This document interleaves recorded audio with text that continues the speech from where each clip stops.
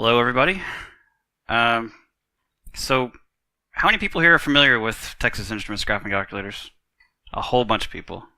Familiar like you used them before? Like in math class? Okay. I think a lot of people are probably familiar with them from school. They're very expensive. They're overpriced devices that schools require you to buy or use for math class. Some people are also probably familiar with the fact that you can that they're programmable. You can write programs for them. You can make them do all sorts of things, from helping with math assignments to taking notes for science and other classes, and playing games, of course. But what people outside of the calculator community might not know is that these devices are great learning tools for getting into programming and even reverse engineering. Because a big chunk of what we know about programming graphing calculators, we know because we figured it out ourselves. We wrote code not knowing what would happen. We'd run tests. We'd experiment with the hardware, what the hardware would do, and so on. So that's never more true than with trying to break the security built into these things. And why would we want to do that? Well, I'm going to get into that. My goal with this talk is to provide a personal and historical overview of what the calculator community is, how it started, the major things that have happened in it, where we're at now, and hopefully where we're going with it. It's very technical, and I have a whole lot to get through, and not a whole lot of time to do it, so I may be speaking kind of fast. Sorry about that. But if you have a question or an observation, just yell at me, interrupt me. So we'll get started. So who am I? I'm nobody. I'm just a guy that has a lot of calculators, way too many of them. They are what got me started in the software development industry, and because of them, I'm now in the security industry. These are not complete pictures because I do have more than what you see here, but this is, as far as I know, the world's largest collection of calculators, TI calculators and accessories. And when I say that, I mean in terms of variation. I know there are at least a couple of people who have more than me just in terms of numbers, but this is at least one of every model that's ever been mass-produced. From all over the world, every hardware revision, every color variant, except for one model because there's just so darn many of them. Every view screen, or teacher's edition, every easy spot yellow school version. Some of them were stolen from schools, as well as a number of one-of-a-kind or near one-of-a-kind prototypes and engineering samples. So I grew up with these things. They gave me my career and my life. I love them, and I want to make it so they can do absolutely everything that they're capable of, and then some, and make sure that everybody else can too, because I'm not the only one. These things have jump-started a lot of careers and knowledge about low-level programming, embedded devices, software engineering, and hardware and software hacking. So my hope is that I could share with you a little bit of my journey with these devices, how far they've come, and maybe learn a little something or be entertained along the way. So what is a graphing calculator? Well, first and foremost, it is a calculator. It's capable of doing everything a scientific calculator can do, but it also has a large screen, enabling the graphing of equations or tracing solutions along the graph or drawing on it and so on. They have a 2.5 millimeter serial I/O port, and in some cases, some models, they have USB as well, so you can share variables and programs between calculators or connect it to a computer and share them with anybody in the world. They are programmable, which means you can create programs to help you solve math or engineering problems using a basic-like language that TI invented called TI Basic. It does have some very basic commands for programming games, such as gathering key press input, but TI Basic is just way too slow to really utilize the hardware to its maximum potential, so for that we have assembly language. Now, one form or another, every model, with the exception of the TI-80, but we're working on it, is capable of running arbitrary native code. And some of these have this capability built into them, and some of them had to be hacked first by the user community. The models that came first were the ZILOG models. Now, my entire life, I've said ZILOG, or ZILOG, not ZILOG. I know ZILOG's probably right, but you're gonna have to forgive me. I just say ZILOG or ZILOG without even thinking about it, except now I'm saying ZILOG. But yeah, I do say ZILOG a lot. You'll have to forgive me. But so these models use the Z80 processor, which is a very old processor used in a number of devices, old and new, because it's actually pretty nice. It's very versatile. It can be used in a lot of different applications. It's 6 megahertz on this model, and or on these calculators for the most part, but some models have a 15 megahertz version. They can switch between 6 and 15 megahertz. It's an 8-bit CPU. It has 16-bit addressing, meaning it can access a maximum of 64 kilobytes of memory at any one time. And it has an 8-bit I/O port interface, so you can interact with the hardware by outputting or inputting from one of up to 256 logical ports. They have anywhere from 32 kilobytes of RAM all the way up to 128. It's quite a lot. Some of them, the most interesting ones, have flash memory, which ranges anywhere from 1 megabyte all the way up to 4 megabytes. Now, the first model capable of running native assembly programs was the TI-85. It's a very old model you don't see very often. Rumor has it that TI employees actually had a bet internally as to whether we would figure out a way to run native assembly programs on this calculator, and that was a safe bet because the community did figure out a way, and that was through something called ZSHELL. Now, to explain how ZSHELL works, I have to elaborate a little bit on a particular feature that these old models have, and that is to transfer backups via the TI GraphLink I/O cable, which is what connects these old calculators to a computer. These backups, as it were, are actually just dumps of the entire RAM. Not just where variables are stored, but the system's RAM as well that the OS uses. So the calculator's operating system also supports something called a custom menu, which is what that red arrow is pointing to. You could add your most commonly used OS commands in there and then be able to access them easily. And interestingly, the way the OS stores things in this menu is just by keeping track of the address of the code that would handle that command. And it keeps track of this in system RAM, which is included in that memory backup that's transferred to a computer. So that means all we have to do is change the address of one of these custom menu entries to point to code that we also embed in the RAM backup, and you got code execution. That's what ZSHELL is. It's just a small program that lets you run other programs that you can write and store in the calculator in the form of string variables. Then the TI-82 came along. It also had to be hacked in order to enable executing assembly code. Unfortunately, though, the TI-82 has no custom menu, so another method had to be found. It does have memory backups, though, so we start taking a look at other things that are stored in system RAM in that backup.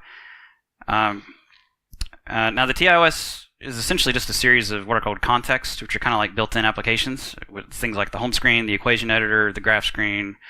They're like little built-in applications inside in the OS. And each context has a table of addresses that point to handlers for different things, such as what happens when you press a key, what happens when you try to close the application or switch to another one, things like that. And the key press handler is called the CX main handler because it's the main, most important handler. Whenever you switch to a new context, these handler addresses are stored in system RAM. So if we can overwrite that, then all you have to do is press a key, and the next time you press a key, it runs that code, and there you go. So our goal is to find a way at runtime to overwrite that CX main handler in system RAM.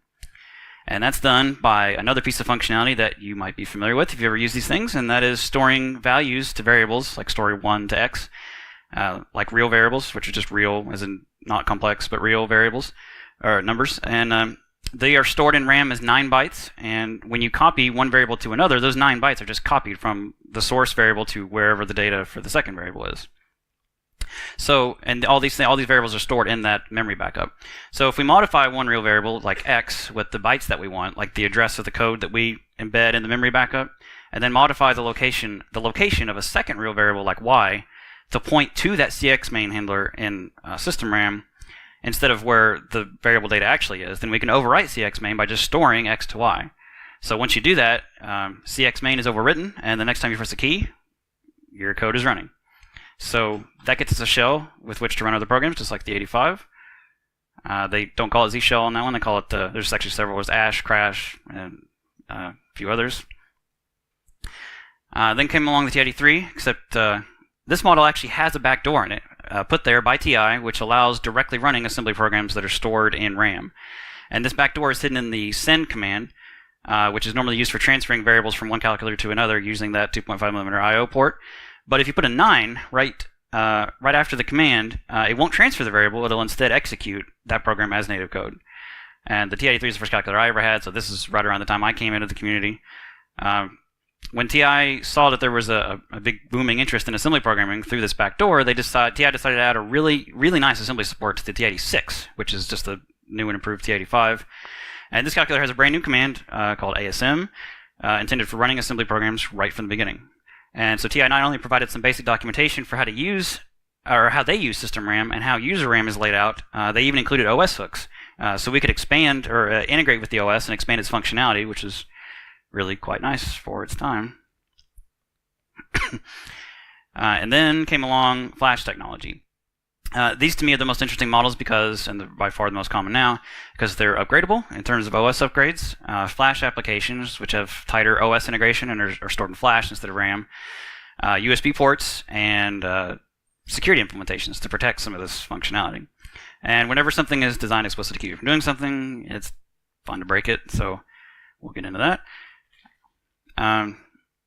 Just a note, in Europe, they make these model numbers really confusing. It makes it really difficult to collect them.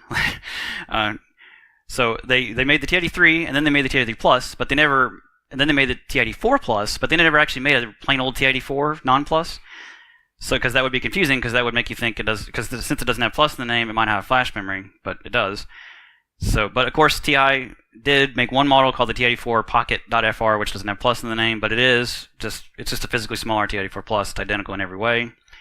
And even worse, they made a TI-4 Plus Pocket SE, which is just a physically smaller TI-4 Plus Silver Edition, but they did put Pocket in the name, or they did put plus in the name. So there's just all sorts of duplicates of the exact same calculator, just with a different name on it. It seems like every year they release the exact same thing with a different model number. You have the TI-2 Stats and TI-2 Stats.fr, which are really just TI-3s. You have the TI-3 Plus.fr, which actually could be referring to two different calculators. One is just the TI-3 Plus, and the other is a TI-4 Plus Silver Edition. And then you have the TI-2 Plus, which is just an 83 Plus. And then you have the TI-3 Premium CE, which is just the same as the TI-4 Plus CE. And then the TI-4 Plus T for test. But that's actually just the TI-4 Plus Silver Edition. So there's really only four. There's the TI-3 Plus, the TI-3 Plus Silver Edition, TI-4 Plus, and TI-4 Plus Silver Edition. So just frustrating. But anyway.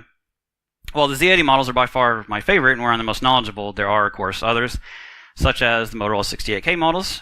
These started with the TI-92, which came out around the same time the TI-85 did, but it has a QWERTY keyboard, which is cool, but unfortunately that gets it banned on most standardized tests because if it has a QWERTY keyboard, it's technically a computer, and you can't have those on those tests.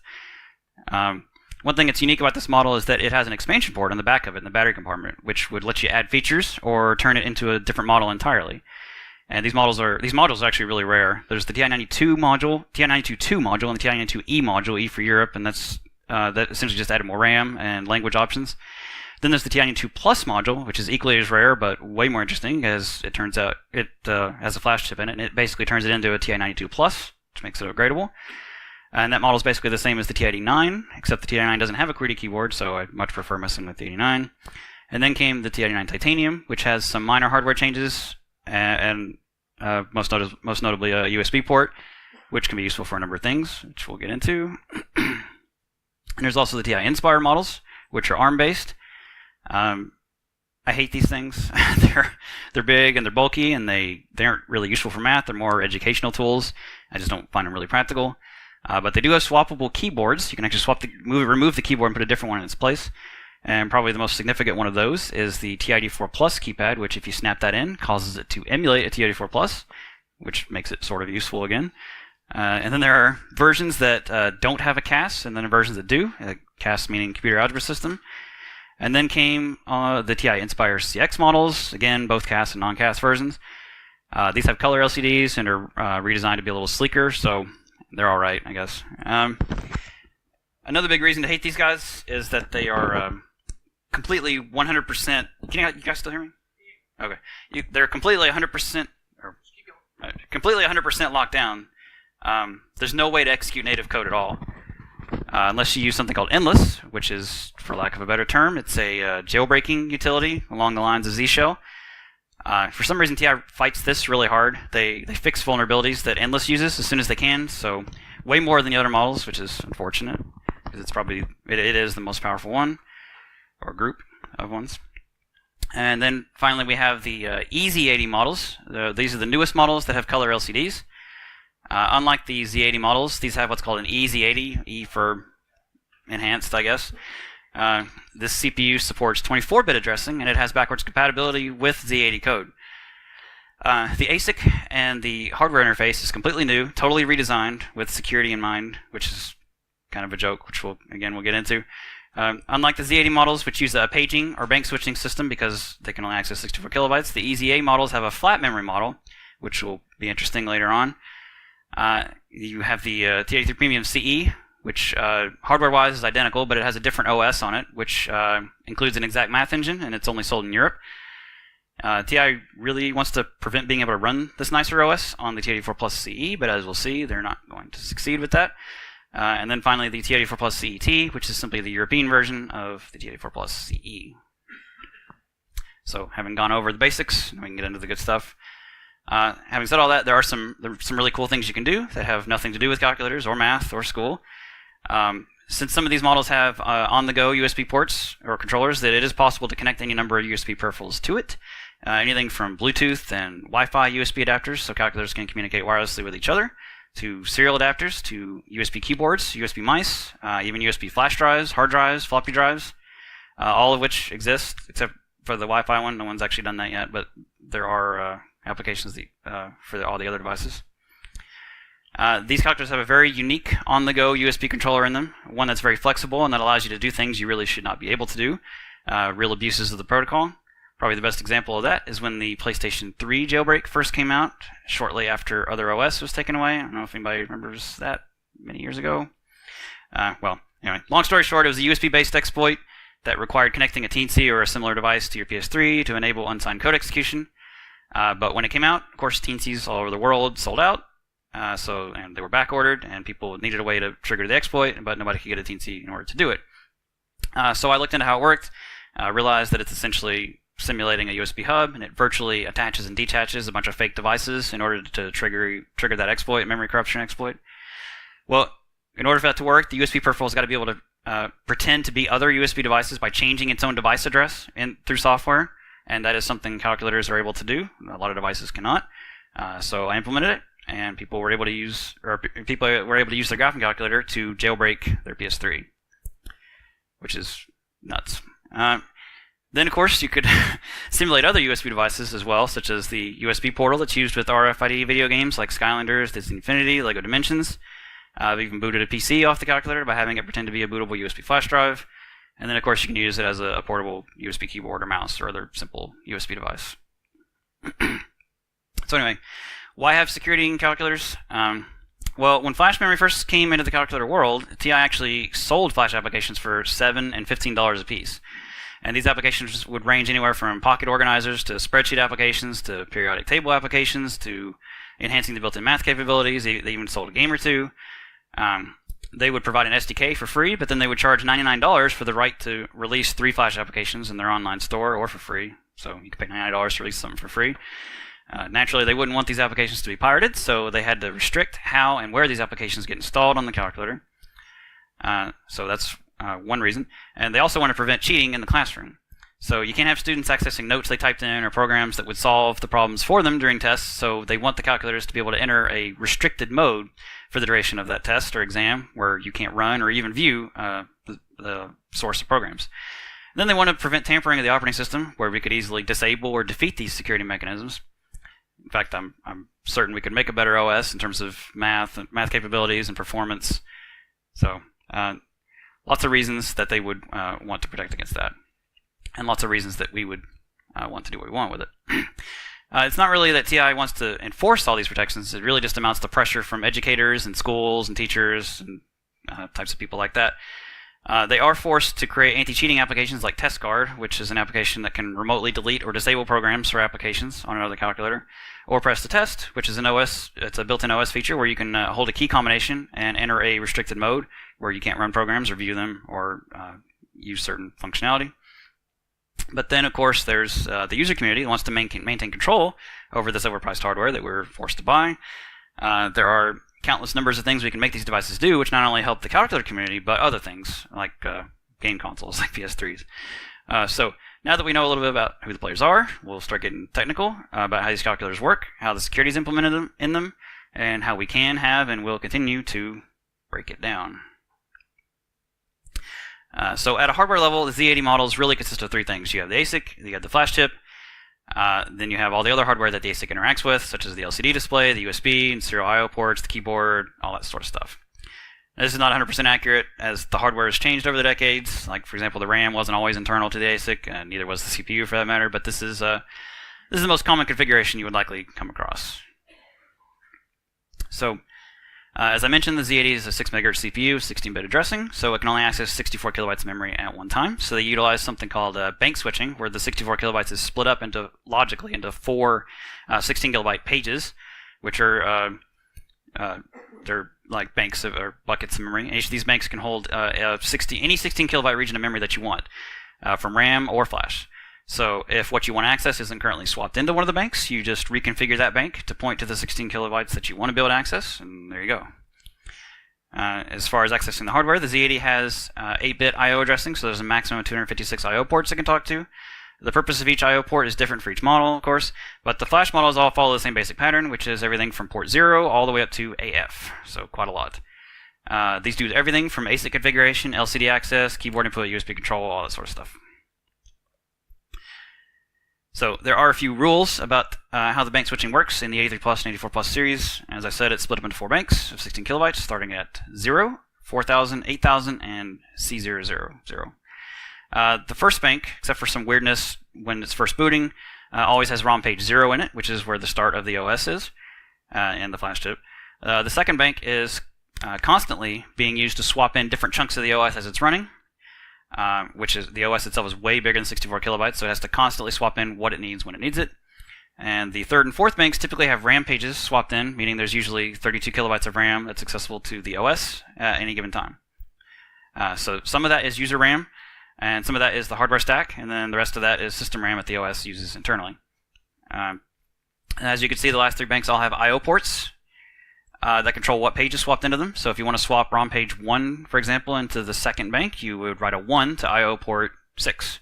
Or if you want to swap RAM page 81 into the third bank, then you would write 81 to port 7. Pretty simple.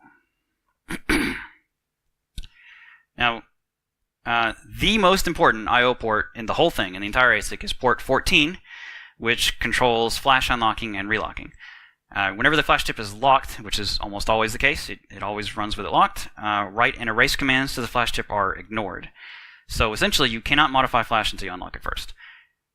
It also controls whether certain I/O port values can be written to or be modified, and we call that a privileged I/O port because flash has to be unlocked before you can write to it. You have to have those privileges.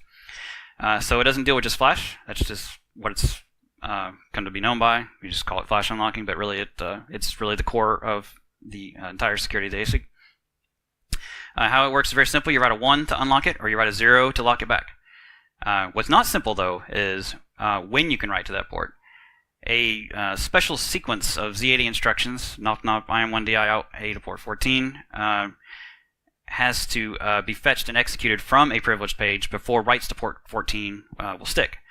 And it's no coincidence that that unlock sequence contains instructions like IM1, which sets interrupt mode 1, or DI, which disables interrupts, to explicitly prevent interrupts from interfering with this process or stealing control after the chip or after the OS has unlocked the chip. The privileged page ranges are mentioned there, but as you can see, the only pages allowed to modify flash are the OS and the boot pages. So you can't modify the OS unless you are the OS or the boot code, so that leaves us out of luck for unlocking it ourselves, unless we do something different. So to give an example with how TI uses this protection, here's the logic behind receiving and installing an OS upgrade. In a loop, the boot code will, 1, receive a chunk of OS data where it should be written to on the flash chip, 2, unlock flash using that privileged sequence and writing 1 to port 14, and then checks for a bunch of tricks that we might use to steal control away while it's unlocked. And then 3, writes that OS data to the specified area of the flash chip, and finally 4, it relocks the flashback using that same privilege sequence as before, except it writes a 0 instead of a 1 to lock it back. Anytime the OS does something involving modifying flash, it will unlock it, it will perform some simple operation as quickly as it possibly can, and then relock flashback to minimize the chance of us finding a vulnerability. Now I mentioned it checks for trickery. Specifically, it checks to make sure that SP, which is the stack pointer, lies between C000 and FFF8. That's in the last bank. It does this to make sure SP is pointed to somewhere in RAM, so that when it returns back to the caller, it can get what it assumes would be a valid return address from the stack. 2, it checks to make sure port 6 contains a privileged flash page, because that's where any flash unlocking code would be running from, so you can't do it from RAM or some other page. It checks port 7 to make sure that it contains RAM page 1, which is where system RAM is, and that's what the OS considers the normal scenario. And 4, it complements the bytes at 8000 and C000, and it actually complements it twice. It modifies it and then restores it back to its original value, which confirms that the third and fourth banks contain writable RAM pages. And I'll attempt to illustrate why it does that. Why would TI care if we point SP, the stack pointer, to an area of flash? Well, let's play this out. For starters, modifying flash is complicated. It's not as simple as just loading a register value to a memory address. It requires a sequence of memory mapped commands. Commands like get chip ID, erase sector, program byte, things like that. So if we point SP to a location that's definitely in ROM, such as like 1000 there, which is deep in ROM page 0 in the OS, and then jump into some code that unlocks flash and calls a subroutine, then something interesting happens. That call instruction is going to attempt to write the return address to the location pointed to by SP, so it's going to try to push the return address to that location. But because SP is pointing to ROM, which here is just a bunch of 80 bytes in this example, those writes are going to be ignored. So when it finally encounters a return instruction, it will read the 2 bytes pointed to by SP. It will increase SP, or sorry, decrease SP. But when it goes to read the 2 bytes to get the return address, it's not going to read what it wrote before. It's going to read 80 and 80. So it's going to jump there. It's going to jump to address 8080. Not at all what the code intended to do, but because we messed with SP, that's exactly what happens. So this would be a really cool way to steal control away from the OS and boot code, but they did think of that. So what do we do? Well, through experimentation, we eventually learned that the privileged sequence of instructions only needs to be read from the privileged page. It doesn't necessarily have to be executed from the privileged page. So this requires thinking about what actually happens on the data bus when instructions are being executed.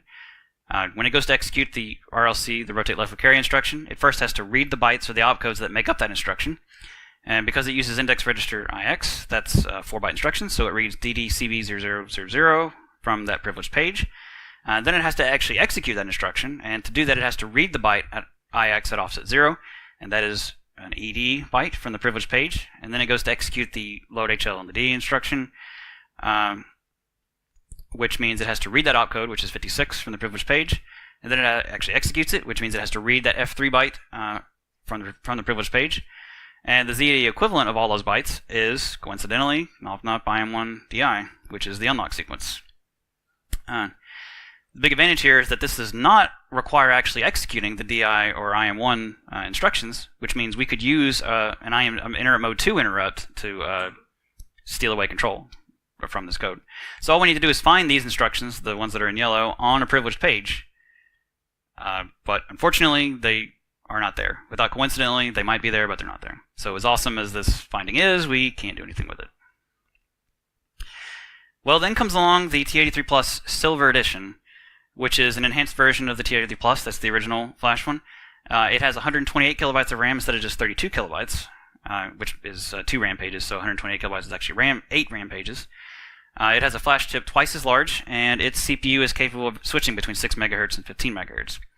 Its ASIC got a few upgrades as well, namely I/O port 5. And this I/O port actually allows controlling the RAM page swapped into the last bank, something that couldn't be done on the original T3 Plus. The thing is, though, TI didn't actually update their trickery, flash unlock trickery checks to also validate that the value of port 5 makes sense. So this can be used to our advantage. The OS always expects RAM page 1 to be in a third bank, and it always expects RAM page 0 to be in the fourth bank. But what happens if we swap the same RAM page into the last 2 banks? Well, now things are all kinds of screwed up. So even though SP, the stack pointer, is still pointing to the last bank, the stack is most certainly not there anymore. Now you've got the data from RAM page 1 at the end. So in fact, we had the same page swapped into 2 banks at the exact same time. So if I were to write a value to the first byte of the third bank, like to address 8000, I would actually be able to read it from the first byte of the fourth bank. So that will confuse the heck out of their code. So what we need is to find a section of the OS or the boot code that unlocks flash, writes a value to that third bank, and then attempts to relock flash back. And as luck would have it, there is a very convenient block of code that does that. There is a particular bit, and in fact it's an entire byte, of the certificate region of flash that holds whether the OS is considered valid or not. If it's valid, as it usually is if you're running code on it, then the value will be 0. And if it's invalid, it's something else. So what we can do is jump directly into the boot code at the point that it unlocks flash just before it reads this byte from the certificate. it will read it, and then it will store it to an area of system RAM called OP1, which is in the third bank because it's at address 8478. And since we've just used IO port 5 to swap RAM page 1 into both of the last two banks, writing a 0 to 8478 will also write a 0 to C478, which is exactly 16 kilobytes ahead in that fourth bank. So if we craft things just right, we can set SP so that by the time it gets to the write to 8478, SP will be pointing to 8478. So when it performs that write of that 0 byte, it will corrupt the return address that SP is pointing to. So if the return address used to be like 46E1, writing that 0 will change it to 00E1. So as soon as the code hits the next return instruction, it's going to return to the boot code. It's not going to return to the boot code. It's going to return to 00E1 instead, which is deep in the OS interrupt in ROM page 0. And there is something called a cursor hook that the OS supports that will allow me to still control away at that address. So at that point, we can clean up the stack, restore the value port 5, and we still have flash unlocked, ready for us to use and do whatever we want with to the flash chip. So that's great and all, but this port 5 thing only works on the TI-3 Plus Silver Edition and up. It wouldn't work on the original TI-3 Plus because it has no port 5. And even worse, we had to use an OS hook to still control back. So we had to hard code the value of SP based on the call stack. So we had to kind of futz with it to get it where it needs to be. And we had to hard code a return address that starts with 0, all of which could change from OS version to OS version or boot code version to boot code version. So what would be really nice is if we had something that worked on every model, every OS version, every boot code version, every hardware revision. So to do that, we're going to have to attack functionality that not only exists on all models, but isn't likely or even able to be changed easily. And one such feature is the OS's ability to receive flash applications from a connected computer or another calculator. And since flash applications are fixed multiples of 16 kilobytes in size, even the smallest flash application can't fit in RAM all at once. So that means the OS has to, in a loop, receive a chunk of flash application data, unlock flash, write that chunk to an arbitrary location in flash, and then relock flash back over and over again until the entire application is received and written to flash. Now, this functionality has existed in every OS version for every model since the very beginning, and they cannot take it out, so if possible, it would be the perfect thing to attack. Before jumping into the OS code that unlocks flash and writes data to an arbitrary destination, we know we have control over the destination flash page and address, the number of bytes that it's going to write, and the bytes that are to be written. But what we don't have is control over the source address, which is in RAM. It uses the very beginning of RAM to do that, which will be in the last two banks, which means it'll be at address 8000 or higher. So that means that bit 7 of H will always be set, and bit 1, and according to that code, of IY plus 25 will always remain reset. If we could set it, then the code that wraps in that red box there, that code that wraps DE from 8000 back around to 4000 will not run. And instead of wrapping around to 4000, it'll actually write data to an address above 8000, which is all RAM. So that's good. That would effectively turn this command that's supposed to just write to flash into a RAM to RAM copier. And we can use that to overwrite the data near SP, the stack pointer, to all the same value, such as 8080. So when this routine hits a return instruction, it will jump to 8080 instead, where we take control, clean up the stack, and return with flash still unlocked.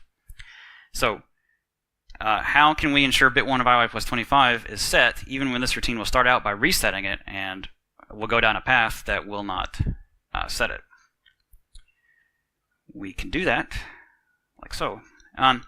If we point IY minus 25 to a point in flash instead of RAM, we point it to a point in flash where bit 1 is coincidentally set, then the boot code's attempt to reset it with that RES, that reset bit Z80 instruction, won't work. Because if you remember, modifying flash involves memory mapped commands to program bytes one at a time or erase sectors, so the set and reset instructions won't have any effect on that bit in flash. Now this is all entirely dependent on the fact that they never set IY after flash is unlocked, so it's fixed easily enough in the OS, but similar functionality does exist in the boot code, and that can't easily be fixed, certainly not on existing hardware. And even if they did fix it, there are a number of other flash unlock exploits that could be used. I've got about a dozen different methods that I'm not going to disclose just in case TI ever fixes this, but they don't seem to be too aggressive about it, so that's pretty nice. Being able to unlock flash and modify it ourselves is nice, but if we wanted to write our own OS, we'd have to rely on some custom OS receiver or OS sender, which is platform dependent, error prone, and it's just troublesome to mess with. So it would be nice if we could just patch the OS and re-sign it ourselves with or write our own OS and sign it with TI's RSA private key. But of course, they're not going to just hand that over to us. Flash upgradable Z80 models started around the time that the TI-73 came out, and that was around 1987. And in 1997, 512-bit RSA keys were looking pretty secure. If you don't know, RSA strength is in the inability to factor the public key, which is an extremely large number. It's very, very hard to factor that into 2 primes, and computer power not being what it is today, that was considered impossible at the time. But flash forward 10 years or so, and one person, who shall remain nameless, decided to give it a shot anyway on his computer. He used something called the general number field sieve, which at least at the time, and maybe it still is considered the fastest and the most efficient known method of factoring numbers into primes. So we kicked off that process for the 83 Plus OS signing key, and he let it run on his computer for about 2 months before it actually finished and it spit out the primes. So he had actually proven what was long disregarded, that it actually is possible to factor these keys. So he posted about it online, and very shortly after, TI silenced him. They actually sent someone to his home, to his house, to talk to him and strongly encouraged him not to work on this anymore or talk about it, which, as you can imagine, scared the crap out of him. But the damage was done, and the community knew it was possible, so they took the remaining 13 public keys and started a BOINC distributed computing project to factor the rest of them. So we had hundreds, maybe thousands of people all helping to factor the keys as quickly as possible, and before we knew it, we had all 13 of them factored in just 1 month, all under TI's nose, and they did not know about it.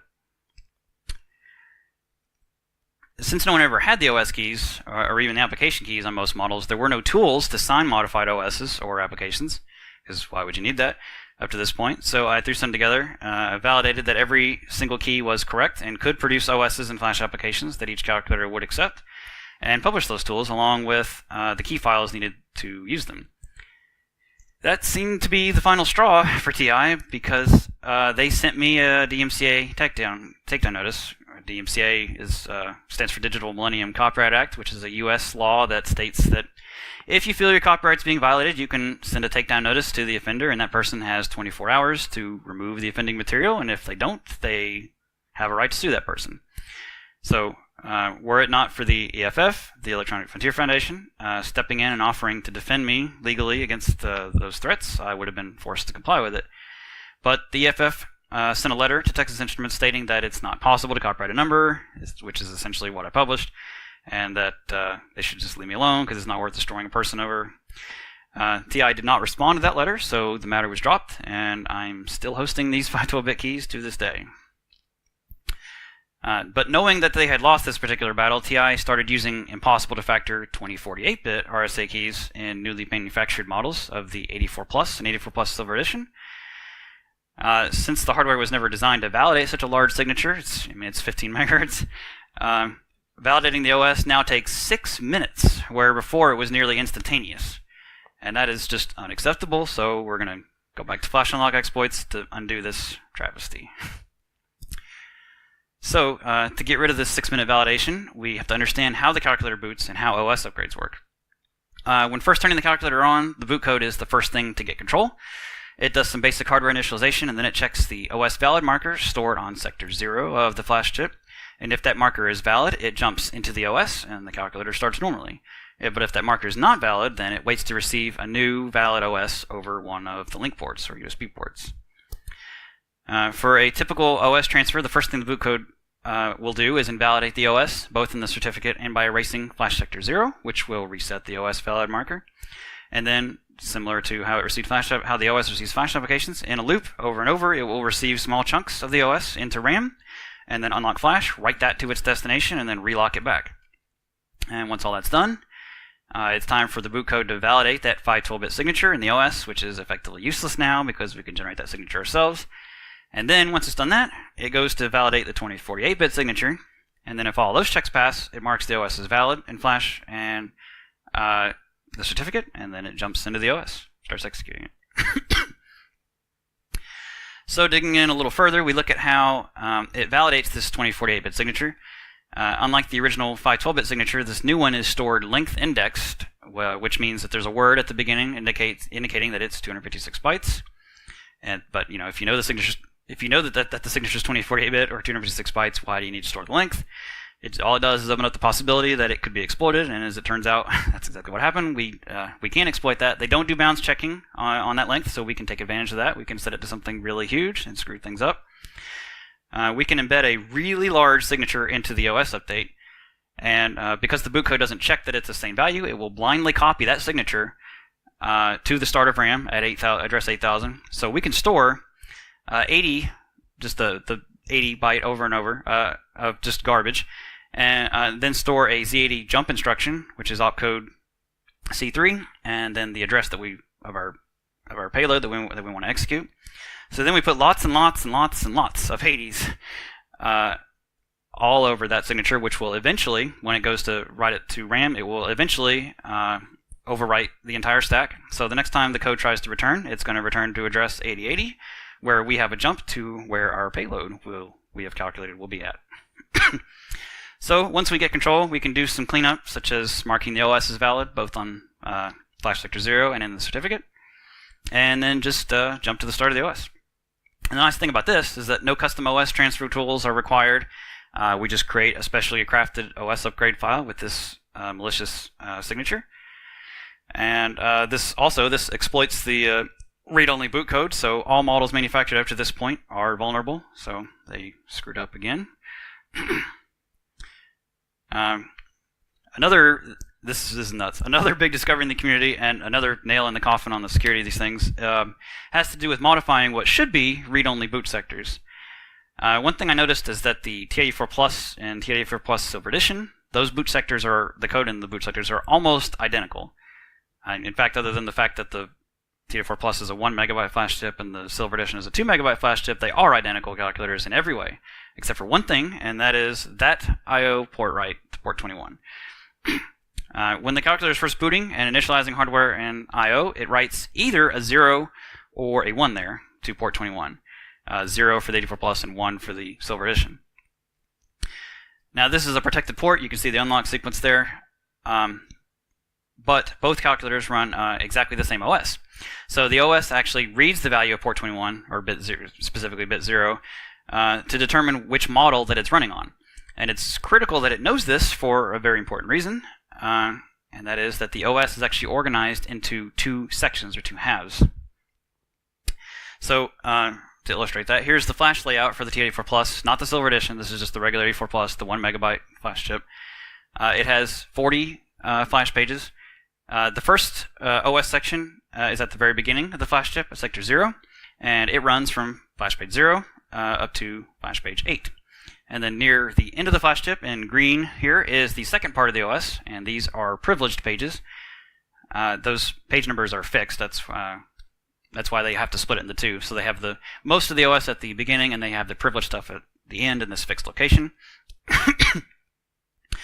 Now both the upper OS page range, which is in green, and the boot page, which is in red, are privileged, but the boot page is supposedly read-only. And then, of course, in between the OS sections is the user archive, which is where flash applications, archived variables, that kind of stuff is stored. And so here is the flash layout for the TI-84 Plus Silver Edition. It's basically the same, just wider. It has a 2 megabyte flash chip instead of a 1 megabyte flash chip. So there are now 80 flash pages instead of 40. The boot page is now at 7F instead of 3F. And the upper OS page range is at 7C and 7D instead of 3C and 3D. So that's why the OS has to check port 21, because it has to know where the second half of the OS is. Is it 3C or is it 7C? It's got to look at that port to know which flash page to use. So the boot code initially sets the value of I/O port 21, indicating which model it is, but what would happen if we unlock flash and then just modified it ourselves? Because if the boot code does it, we can do it. If a TI-84 Plus Silver Edition writes a 0 to port 21 instead of a 1 like it's supposed to, then the OS would believe it's actually a TI-84 Plus non-Silver Edition, and vice versa. Now normally this would just crash the calculator, because it would suddenly be looking at page 3C in the middle there for when it really wants 70 in the green region. But I had an idea that I could just copy the upper OS pages and the boot page, so the green and red areas, to the middle of the flash chip in that second light orange area, so that when the OS went to look for page 3C, it would actually find it at page 3C, and it would continue to function normally. The thing is, though, instead of the dark orange area in the middle, it would only consider that first dark orange box as the user archive. So that effectively cuts the user archive in half. So that was my thought. I thought I could force the OS to only think half the user archive was there, because it's a good way to mess with people. I was actually thinking of making like a little virus so you could run it, and someone would have like a silver edition with 2 megabytes of flash, and then you'd run this, and then all of a sudden now you have 1, and there's nothing you can do about it. So I thought I would just thought it was a nice thought. But when I tried to put this into practice by changing, I wasn't actually going to release that, by the way. But when I tried to put this into practice by changing port 21 and copying pages 7C through 7F to 3C and 3F, the copy wouldn't work. It's like it just didn't happen. And as it turns out, there's actually a very good reason for that. Get ready to have your mind blown. The red area changed. So when I changed the value of port 21, I changed which range was read-only. So this is the silver edition, so it's got 2 megabytes of flash there. Normally that region is protected, but now that region is protected because it thinks it's an 84 plus instead of a silver edition. So by changing the port value of port 21, I actually changed the protection from one region to another. So all this time we thought that the flash chip itself was edit locked on the boot sector, but no, it's the ASIC's port 21 that's keeping it edit locked. So by temporarily flipping the value of port 21 from what it's supposed to be, we can actually modify the boot code. And there's everything I just said, making it possible to modify the boot code. And modify it we did. We made diagnostic utilities, embedded them in the boot sector so that it was impossible to permanently brick it. And most importantly, we can simply patch out the 2048-bit signature check. So naturally, when they figured out we could do this, they changed the way that the calculators are manufactured. They now edit lock the boot sector on the flash chip in hardware, so the ASIC protection is redundant. Here's the really fun part. This is my favorite part. Shortly after, TI came out with their first and only Z80 calculator to have a color LCD called the TI-4 Plus C Silver Edition. Not only did it have a color LCD, but it had a 4 megabyte flash chip instead of 2 megabytes, so it's twice as big as the biggest one up to that point. The C in Silver Edition means TI-4 Plus C Silver Edition means color. The only difference between it and the older models is that 4 megabyte flash chip and the color LCD. They used exactly the same ASIC.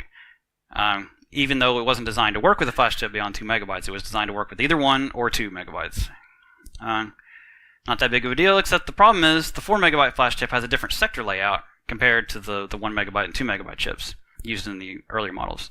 So the supposedly read-only boot pages at the end of the 2 megabyte flash chip are now in the middle of the 4 megabyte flash chip, which is part of the new calculator's super big user archive.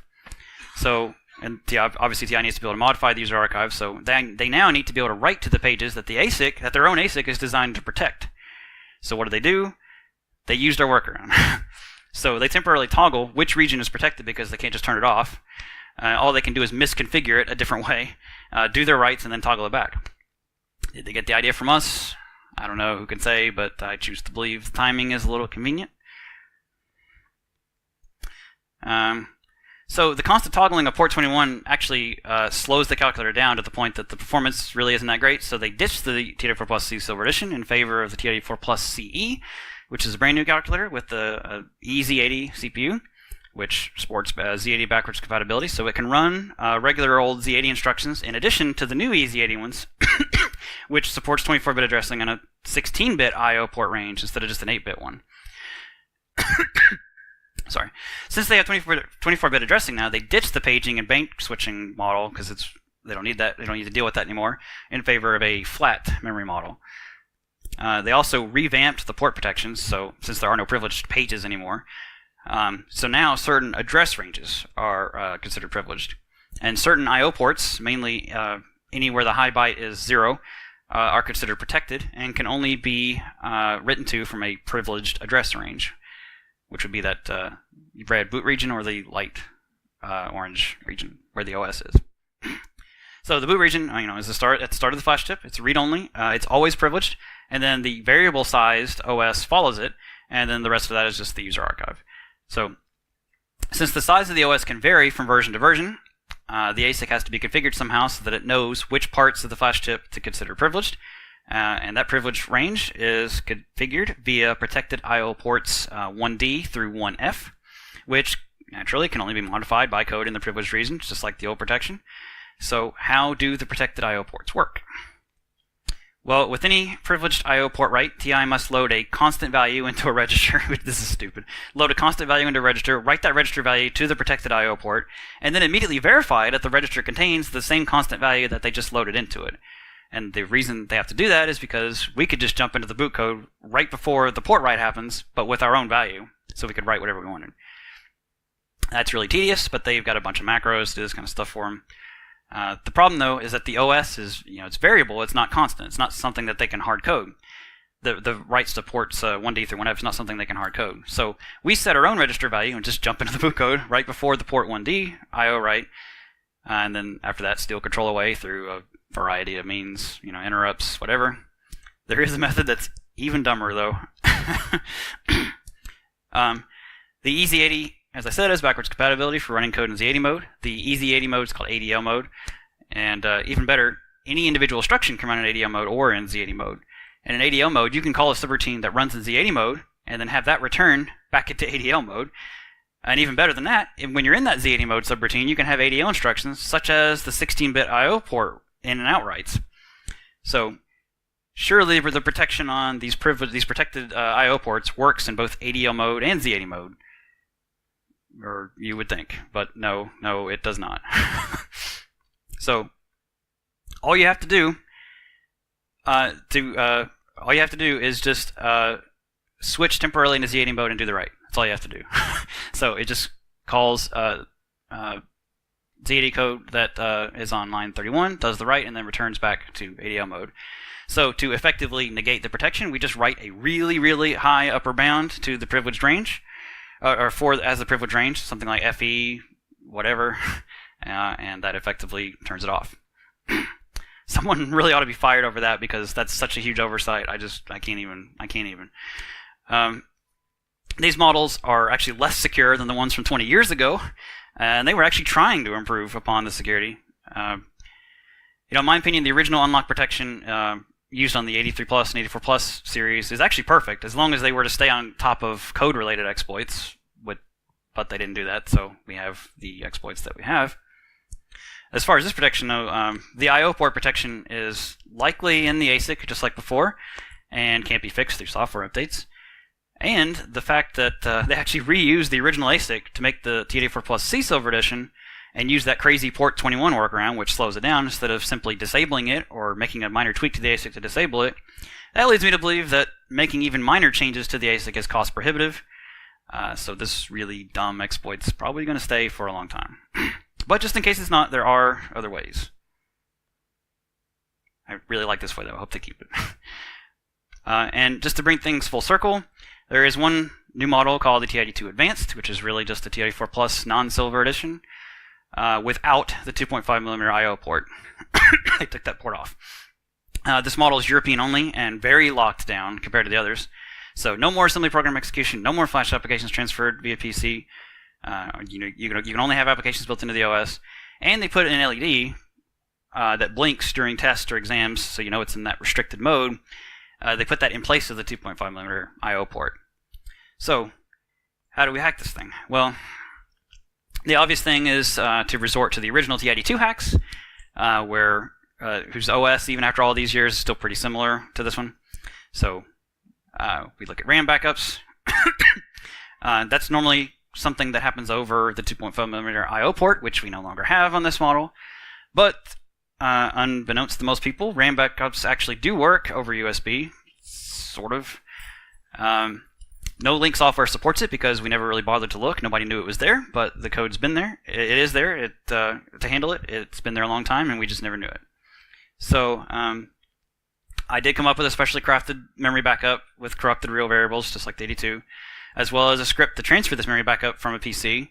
And it does work. You can get code execution on it, and you can even unlock Flash. But then they went and released another model, yet another model, called the TI-84 Plus T, which is just the silver edition version of the TI-82 Advanced. Except they removed the backup functionality from it. So that functionality is probably going to disappear soon from the TI-82 Advanced as well. Thank you. Sorry.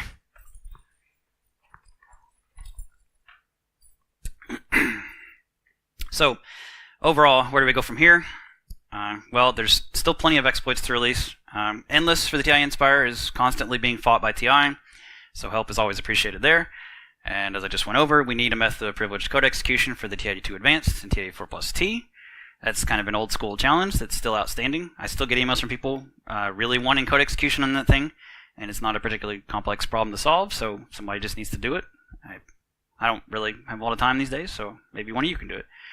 And then, of course, there's the TI-84 Plus CE family, where we need to stay on top of new developments, new hardware revisions, new OS versions, new ASIC versions, because you never know when TI is going to make a manufacturing change or an OS update that's going to have a big impact on the community. And more than once, I've seen them release OS updates that have very serious bugs in them that mess up programs that have been around and working fine for decades. So if we don't let them know about these things and the technical details about what went wrong and how to fix it, who else will? So, in conclusion, hopefully you've seen how calculators can be good educational tools. They're simple devices on the surface, but they're actually incredibly complex, and they have a really rich history behind them. They show up early in people's lives, like high school, or sometimes even earlier. For me, it was middle school. And the communities surrounding them have to deal with the same issues that you see in other communities, like things like exploit research, legal and ethical issues surrounding what you work on and what you release, and when and why. And you learn an awful lot about embedded devices, both high and low level programming, reverse engineering, game programming, just a little bit of everything. I really cannot recommend them enough.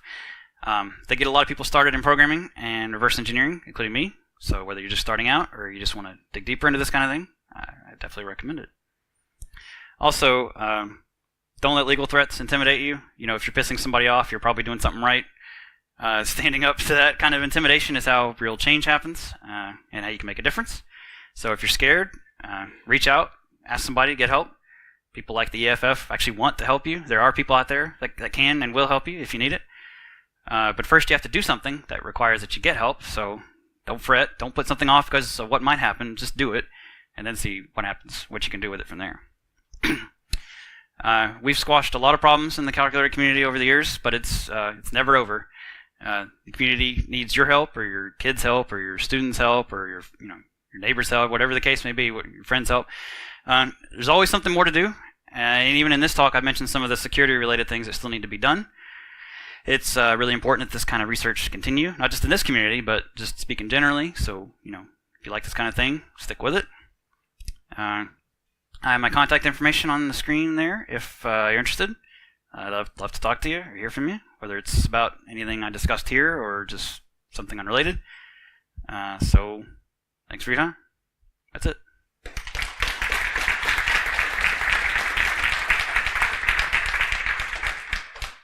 Thank you. Well, who wants to start with the first question?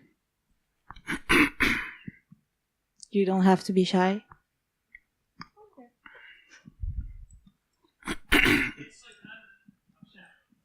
Why the mic not good? With disclosure, how have you tried disclosing this to TI, or are you just dropping them as 0 days, or are you trying responsible disclosure? If it has to do with actual OS bugs, I tell them about it because who wants to write code for something that's constantly breaking? So if it's something like that, I'll tell them. If it has to do with unlock exploits, I don't tell them because I don't want them to fix it. It's kind of like the console community or anything else. They have their own interests. They have their own responsibilities. They need to lock it down in a certain way. But we want to be able to do what we want with it. We want to be able to write our own OSs. I mean, just think of the things people have learned just from being able to write an OS for this thing. Just some really good concepts. I've written OSs for it. I've written ones that are you can actually dual boot the TiOS and the other OS. There's all sorts of things you can do and learn from, and you can use these calculators in all sorts of other environments. In fact, I have a project coming up, USB-related project coming up. I'm going to use the calculator for because I just don't trust the computer to communicate with the device. I would hook it up to a calculator because it's much simpler. So I I think the benefits of being able to do this stuff far outweighs their interest. So I just don't care. Are they when you disclose them to them? Do they, when they release new operating systems and things like that, do they actually honestly document there were security vulnerabilities, or is it just bug fixes? They consider it. I'm not sure what they consider it. I don't know if they consider it bug fixes or an actual security issue. I never actually, I don't blog about it or anything. I just release the code. They find out about it when they look at the code and they reverse engineer it. So, it's not something that it's not something anybody goes to them and says, hey, just so you know, we did this. We're going to keep using it until you do something about it. It's not like that. So, I don't know if that answers your question. It does. Cool, thanks. Other question? Oh, okay. One last question, and then we're gonna close this talk.